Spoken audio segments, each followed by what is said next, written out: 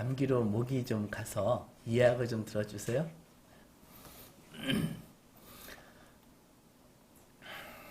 평안의 왕으로 오시는 우리 가운데 오시는 우리 주님의 소망과 기쁨이 여러분들과 함께 하시길 바랍니다.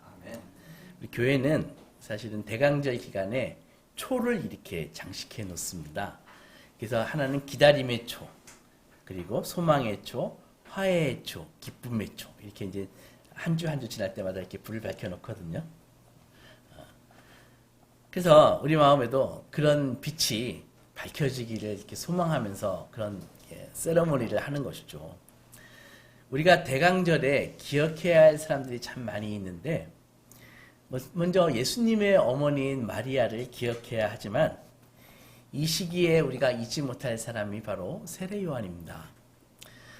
주님 오실 길을 닦았던, 예비했던 그 세례자 요한, 그분을 꼭 우리는 기억해야 됩니다. 그는 주님이 오실 길을 닦는 것을 일평생 자기의 소명으로 여겼던 사람입니다. 얼마나 귀한가요? 보통 사람의 소명이 뭐예요? 먹고 사는 거 아닙니까? 먹고 사는 거.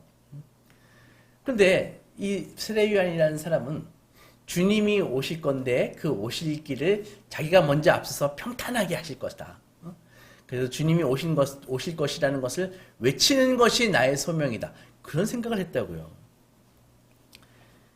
그리고 자신이 얼마나 부족한 자인지를 깨달았기 때문에 주저함 없이 예수님이 딱 나타나셨을 때 예수님을 이분이 바로 메시아다라고 소개하는 그런 사명을 감당했습니다. 그래서 많은 그리스도인들이 우리를 포함해서 저를 포함해서 세례 요한을 존경하고 있습니다.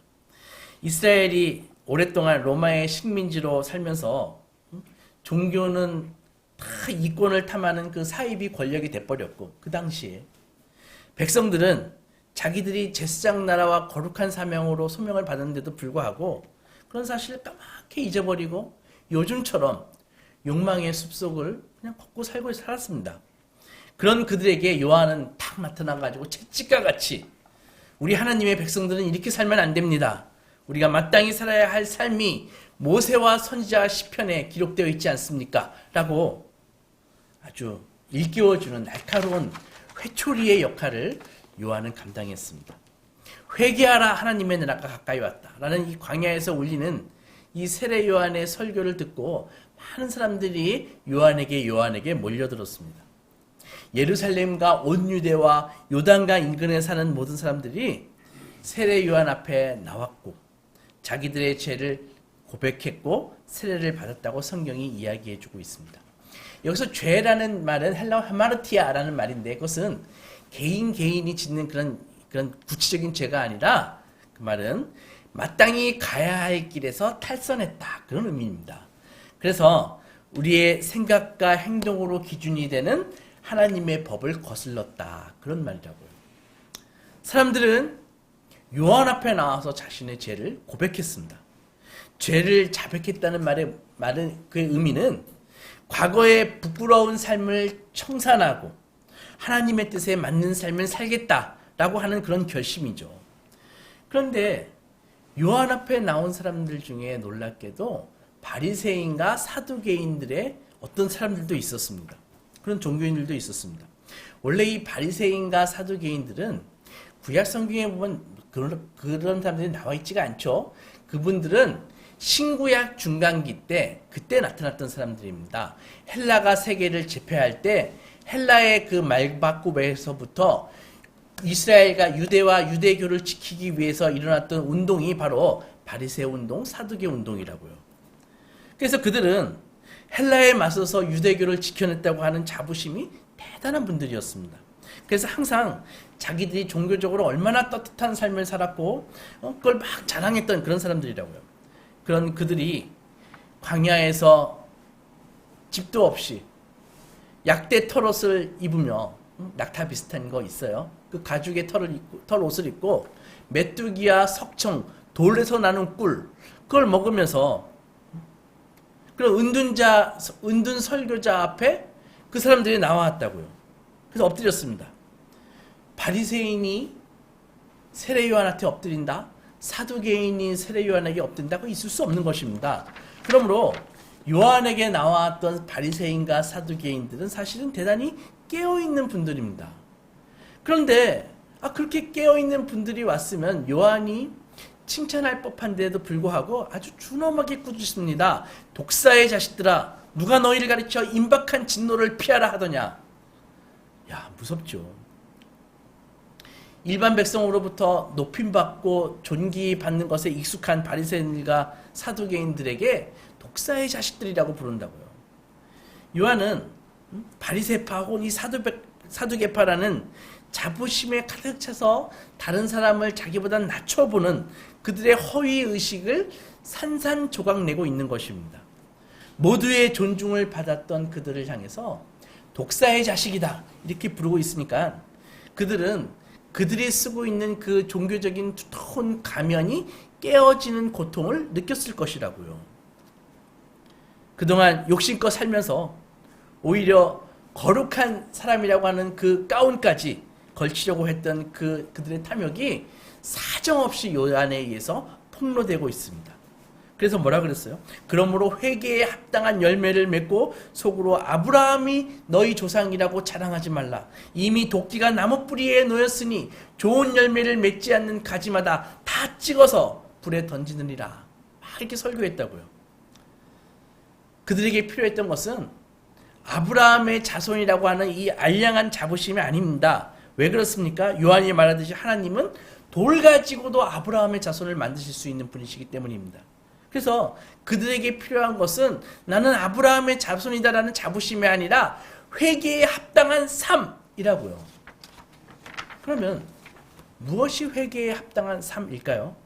누가복음 3장에서 세례 요한은 좀 설명해 주고 있습니다. 11절 보면 무리들에게 이르되 옷 두 벌이 회개에 합당한 삶은 이런 삶이야 라고 세례 요한이 설명해 주거든요. 예를 들어 옷 두 벌이 있는 사람은 옷 없는 자에게 나눠줄 것이요 먹을 것이 있는 자도 그렇게 할 것이다. 세리들에게 이르되 부가된 것 외에는 거두지 말라 하고 군인들에게 이르되 사람에게 강탈하지 말고 거짓으로 고발하지 말고 받는 급료로 족한 줄로 하라. 그렇게 얘기했다고요. 구체적으로 이것을 성경에 다 나열하는 것은 의미가 없습니다. 즉 회개에 합당한 삶이란 한마디로 나의 옆에 있는 사람이 하나님의 창조하신 존재임을 인정하고 아낄 줄 아는 것이 회개의 시작이라고요. 두 번째로 우리 가운데 고통받고 있는 사람들이 있을 때 그들의 아픔이 나와 무관한 것으로 여기지 않는 것이 바로 회개의 열매입니다. 거기서 한 걸음 더 나아갈 수 있다면은 나의 특권과 안일함을 내려놓고 고통받는 사람을 위해서 나와 내가 가진 자원을 선물로 내줄 줄 아는 것이 회개에 합당한 삶이라고요. 오늘 우리는 스스로 이렇게 회개에 합당한 삶을 살고 있는지 언제나 물어봐야 됩니다.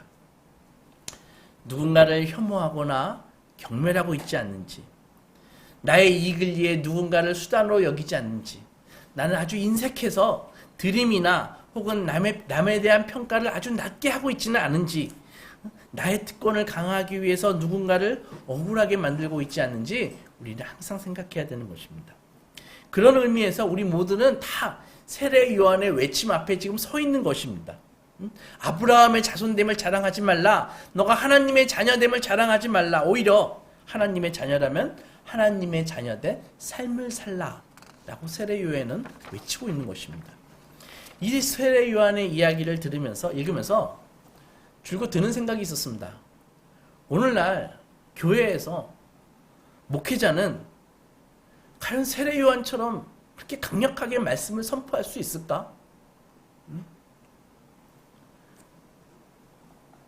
그럴 수 없다는 것이죠. 그리고 또 설사 그렇게 강력하게 선포한다 할지라도 정말로 그 설교를 들은 사람들이 자기의 삶을 참여하면서 돌이키는 사람이 몇 명이나 될까? 그런 생각도 들었습니다. 왜 그럴까요? 우리는 정말 하나님의 뜻대로 살 수 없는 핑계를 수도 없이 맨날 만들면서 삽니다. 누가복음 14장에 보면 예수님이 비유 하나를 드시거든요. 천국에 대한 비유입니다. 천국 가는 것에 대해서 비유를 드시는데 뭐냐 하면은 한 귀인이 큰 잔치를 배설합니다. 잘 준비를 해가지고 사람들을 막 초청하기 시작합니다. 그래서 자기의 종들을 보내가지고 오셔서 모든 것이 준비되었습니다 라고 하니까 사람들이 다 한 가지로 다 안 온다는 거예요. 왜? 나는 밭을 샀기 때문에 지금 밭에 가봐야 됩니다. 그러니까 나를 양해해 주세요. 또 한 사람은 나는 소 지금 5쌍을 샀거든요. 그래서 그들을 시험해 봐야 돼요. 그러니까 나를 양해해 주십시오. 또 한 사람은 나 지금 장가 들었어요. 나 신혼이에요. 그래서 가지 못하겠습니다. 이해해 주세요. 그렇게 얘기한다는 것입니다. 이들은 다 같이 자기들의 일상을 깨뜨리는 초대를 거절한다고요. 하나님의 초대의 그 특징이 뭐냐면은 자기들의 일상을 잠깐 중지하고 깨뜨리고 그 잔치에 참여해야 되는 것이 특징이거든요. 근데 사람들이 그것을 다 거절한다고요. 그들만 초대하셨을까요? 우리도 초대하셨습니다. 예배자로 초대하시고 기도하는 사람으로 초대하시고 사명을 감당하는 자로 초대하시고 헌신하는 사람으로 초대하셨습니다. 잊지 마십시오. 주님의 초대를 거절하는 일에 결코 익숙해져서는 안 됩니다. 그거 다 거절의 영에 사로잡혀 있는 것이고 악한 것입니다. 그 삶은 결코 형통할 수 없습니다. 주님이 부르실 때 베드로처럼 일상을 딱 멈추고 따르는 것이 제자의 삶입니다. 사람들은 바로 자기의 그런 그 일상 속에 갇혀 살고 있다고요. 그게 목숨처럼 그것에 갇혀 살고 있다고요. 여러분, 고난을 좋아할 사람은 아무도 없습니다. 저도 고난받는 것이 싫습니다. 하지만 때때로 원치 않는 고난이 내게 닥쳐오는 것이 우리에게 유익하게 될 때가 있습니다. 전에 여러 차례 말씀드렸습니다. 고난의 특징은 나의 힘으로 극복할 수 없는 문제가 고난이라고요. 내 힘으로 해결할 수 있다면 그건 이미 고난이 아닙니다. 고난은 내 힘과 노력으로 해결하기가 불가능하기 때문에 나에게 고난인 것입니다. 그런데 그 고난은요, 때때로 우리의 자아를 파쇄하는 망치가 되기도 한다는 것이죠. 내 힘으로 내 인생을 얼마든지 끌고 갈 수 있다고 생각하면서 내가 살아왔는데 영적으로 성숙한 사람이 되면은 깨닫게 됩니다. 사실은 내가 할 수 있는 일이 별로 없구나. 나는 한낱 무능한 인간에 지나지 않는구나. 그 사실을 절감할 때, 그래서 나는 하나님의 은혜가 없으면 살 수 없구나 라는 것을 절감하게 될 때, 그때 우리는 깨닫습니다. 내가 지금 광야에 있구나. 그걸 깨닫게 됩니다. 광야에서 모세를 만나주시고 엘리야를 만나주셨던 하나님을 성도가 그 광야에서 만나게 되면은 그때 비로소 회복의 역사가 일어나는 것입니다. 하나님은 그렇게 하나님의 치유를 경험한 성도는 시편 119편 71절처럼 고백할 수 있습니다. 고난당하는 것이 내게 유익이라. 내가 이로 말미암아 주의 율례들을 배우게 되었나이다. 고난이 아니면 성도 입에서 결코 그런 고백이 나오지 않습니다. 사랑하는 여러분, 지금 인생의 광야를 걷고 계십니까? 지금 고난의 깊은 밤 속에서 울고 계신 분들이 계십니까? 어쩌면 당신께서 겪고 계신 고난과 광야는 우리의 자아를 깨뜨리고 새로운 존재로 거듭나게 하시려는 하나님의 초대일 수 있다는 것이죠. 저는 복음성가 광야에 서 있네라는 복음성가를 참 좋아합니다. 오늘 주보에 실었는데 너무 글씨가 작게 나와서 죄송합니다. 읽어드릴게요. 왜 나를 깊은 어둠 속에 홀로 두시는지, 어두운 밤은 왜 이리 길었는지, 나를 고독하게, 나를 낮아지게 세상 어디로 기댈 곳이 없게 하셨네. 광야에 서 있네. 주님만 내 도움이 되시고, 주님만 내 빛이 되시는, 주님만 내 친구 되시는 광야, 주님 손 놓고는 단 하루도 살 수 없는 곳, 광야에 서 있네. 주께서 나를 사용하시려, 나를 더 정결케 하시려 나를 택하여 보내신 그곳 광야, 성령이 나를 다시 태어나게 하는 곳 광야에 서 있네. 내 자아가 산산이 깨지고 높아지려 했던 내 꿈도 주님 앞에 내려놓고 오직 주님 뜻만 이루어지기를, 나를 통해 주님만 드러나시기를 광야를 지나며. 이 찬송은 우리의 삶을 잘 묘사하고 있습니다. 고난 속에서 누구도 의지할 리 없어서 깊은 고독 가운데 있는 분들이 얼마나 많습니까? 한때 내가 젊고 잘 나갈 때, 내가 돈 좀 만질 때, 내 주위에 달려들던 사람들이 내가 고난당하고 내가 늙고 내가 병들고 나니까 다 홀로 다 떠나고 홀로 남아 인생의 비애를 느끼시는 분들이 얼마나 많습니까? 다 떠나고 이제는 주님만이 내 손을 잡아주실 수 있을 그때에 우리를 광야로 부르신 이유가 무엇입니까? 오늘 시인은 정결케 하기 위함이다 라고 고백하고 있잖아요. 그래서 정결케 함을 통해 내 자아가 깨지고 내 욕망, 이제는 내 욕망이 아니라 내 꿈이 아니라 하나님의 뜻과 역사가 이루어지기를 바란다고 시인은 고백하고 있습니다. 그렇습니다. 누구나 살다 보면 다 광야로 쫓겨나갈 때가 있습니다. 광야의 사람인 이 세례 요한은 지금 헤롯이 사해 동쪽 이 바다에 세워놓은 그 마케로스라는 요새에 이 요한을 가둬놨다고요.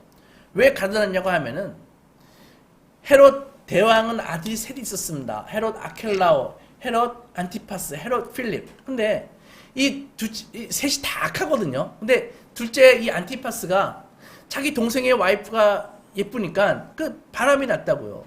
그래가지고 그 동생을 암살해버리고 사람 시켜가지고 그 동생 와이프랑 같이 바람나가지고 결혼해버렸습니다. 그 세례 요한이 그것을 보면서 어떻게 그럴 수가 있느냐. 너는 정말 악하다 하니까는 보니까는 광야에서 그냥 거의 짐승 가지고 옷이나 입고 외치는 거래가지고 잡아다가 영향력이 있으니까 그래도 감옥에 가뒀다고요.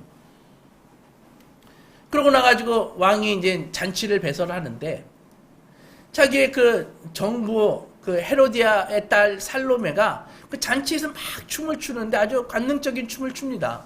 그 안티파스가 그걸 보고 너무 사람들도 좋아하고 기뻐해가지고 야, 너 참 춤 잘 춘다. 네 소원이 뭐냐 하니까 그 살로메가 자기 엄마 헤로디아한테 뭘 구할까요? 했더니 그랬거든요. 저기 안티파스가 이 나라의 절반이라도 내가 상으로 주겠다 했는데 이 헤로디아가 살로메한테 시켜가지고 제가 원하는 거요. 세례 요한의 목을 쟁반에 담아주세요. 그랬다고요. 그래가지고 세례 요한이 거기서 죽습니다.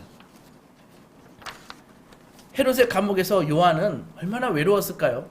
한때 광야를 떵떵거리면서 떵떵거리던 그의 목소리는 더 이상 사람들의 가슴에 닿을 수가 없었습니다. 여전히 그의 가슴은 불로 뜨거웠지만 그 불을 옮겨받을 가슴은 더 이상 존재하지 않습니다. 더 이상 세례 요한을 쫓아다니는 제자도 없고 그리고 그의 설교를 들어줄 대중도 없다고요. 헤롯 안티파스의 감옥은 요한에게는 또 다른 광야였다고요. 죽는 것이 두렵지 않았지만 그의 선포와 사역이 철저하게 막혔기 때문에 그게 정말 괴로웠다고요. 그런데 마음속에 한 가지 의혹이 떠올랐습니다. 이러다 내가 하나님의 나라가 세워지는 것을 보지도 못하고 죽는 거 아니야? 그런 생각이죠. 분명히 메시아이신 그분, 내가 전에 소개했던 그분이 하나님 나라를 세우실 텐데 왜 아직도 소식이 없지?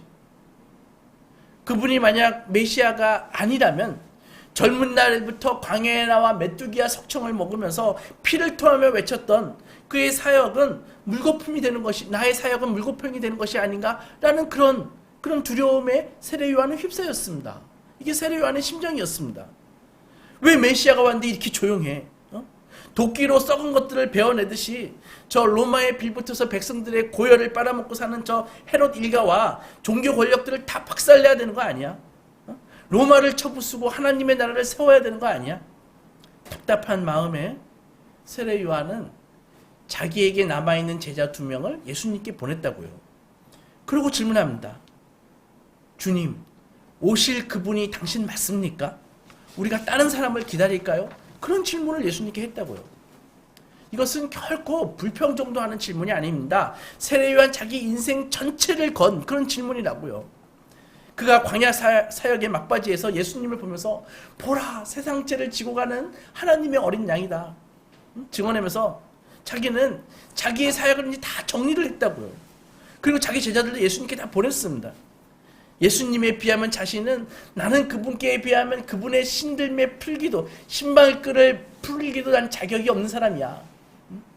그리고 자기의 제자들이 다 그렇게 가니까 사람들이 다 예수께 가는데요 라고 물으니까 세례 요한이 뭐라고 했습니까? 당연하지. 그는 흥하여야 하겠고 나는 쇠하여야 할 것이다.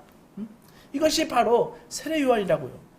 그럼 그가 헤롯 안티파스의 감옥에 억울하게 갇혀 있는데 그리고 언제 죽을지도 모르는데 그가 증거했던 메시아는 아무 말이 없습니다. 인간적으로 섭섭함과 배신감이 들지 않았을까요? 저분이 과연 메시아인가?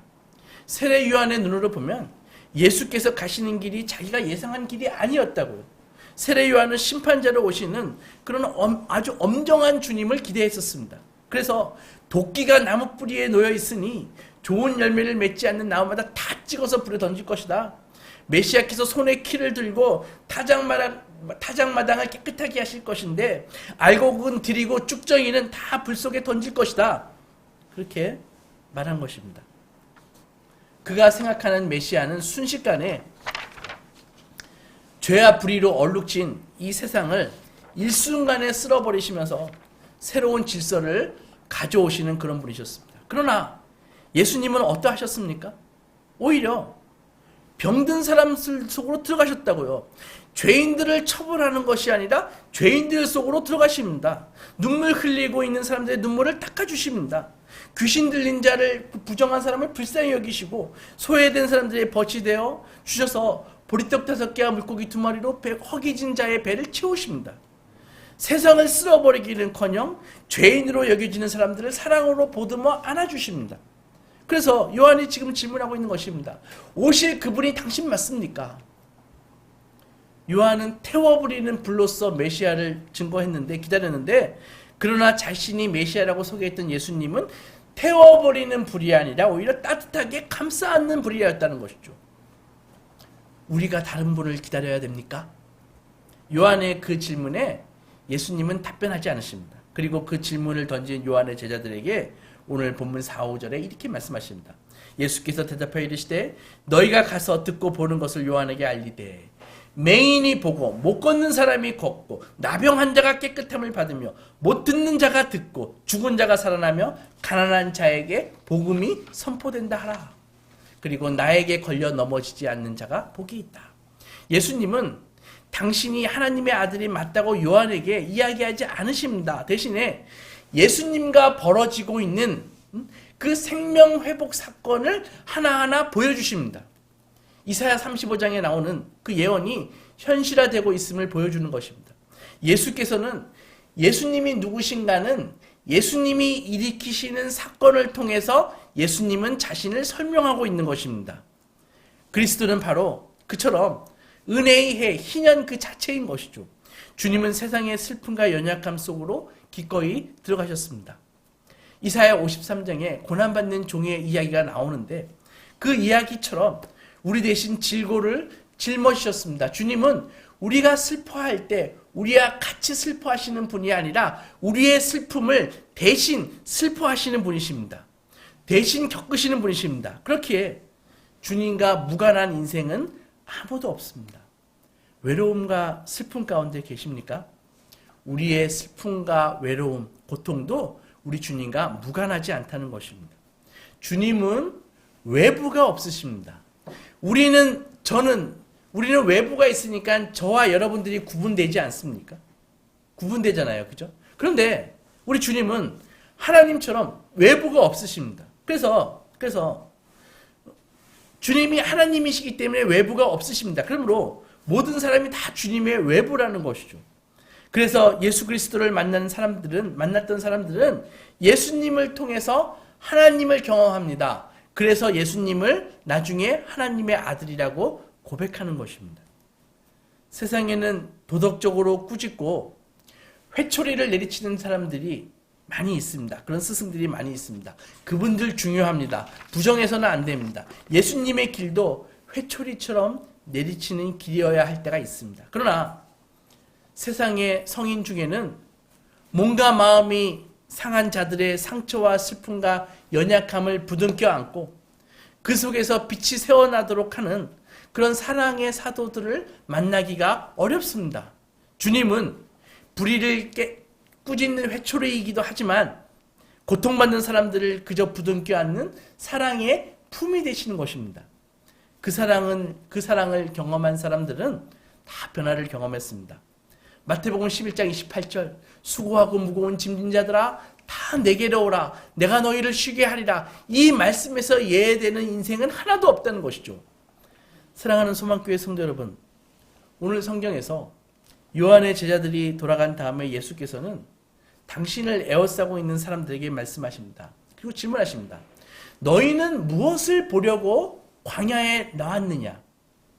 바람에 흔들리는 갈대냐?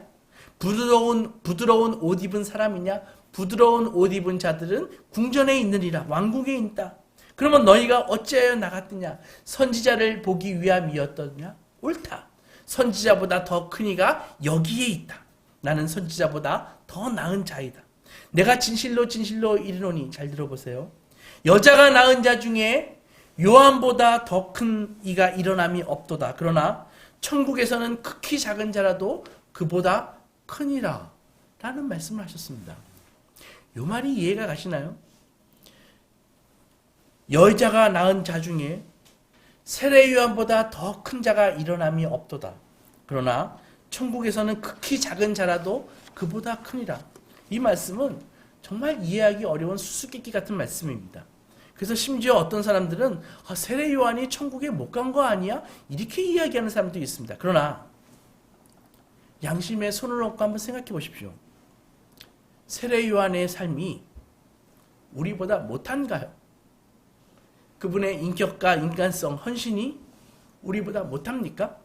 결코 그렇지 않다는 것이죠. 그러면 도대체 예수님은 무슨 이유로 이렇게 말씀하셨을까요? 그것은 요한이 하나님의 나라에서 꼴찌에 있다는 말이 아니라 요한과 더불어 율법의 세계가 끝나고 예수 그리스도와 더불어 이 복음의 세계, 은혜의 세계가 시작되고 있다는 것을 이야기하는 것입니다. 요한이 우리보다 못하다는 말이 결코 아닙니다.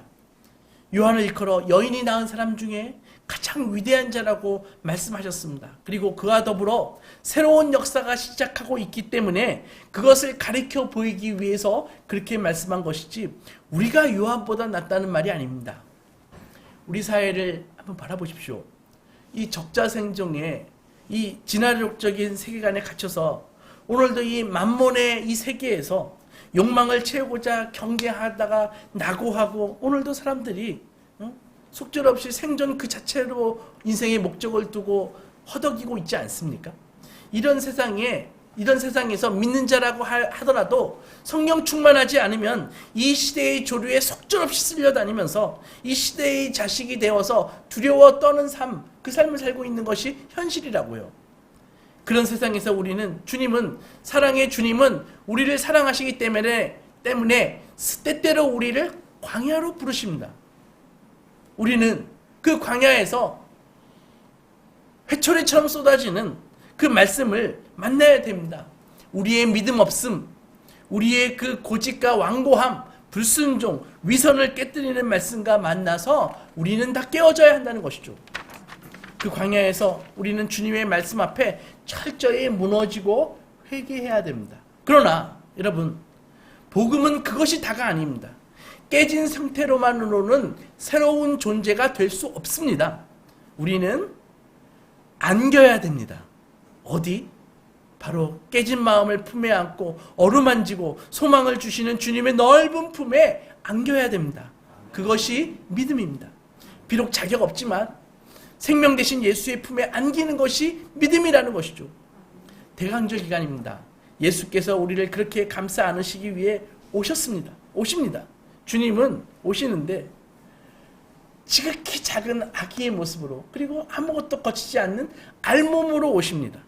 그래서 누군가는 그 주님의 알몸을 덮어줄 담요가 되어야 됩니다.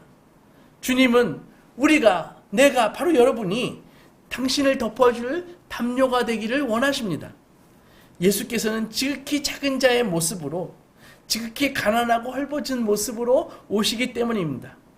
아무쪼록 우리 소망가족 모두 이 대강절 은혜의 주간에 우리를 안아주시기 위해서 오시는 예수를 주님을 위해 헌신의 담요를 다 준비하십시오. 그리고 주님이 지극히 작은 자, 알몸으로 우리 곁에 오실 때 준비한 담요로 주님을 덮어주시는 사명을 감당하시는 소망의 자녀들이 되시기 주님의 이름으로 축원합니다. 기도하도록 하겠습니다.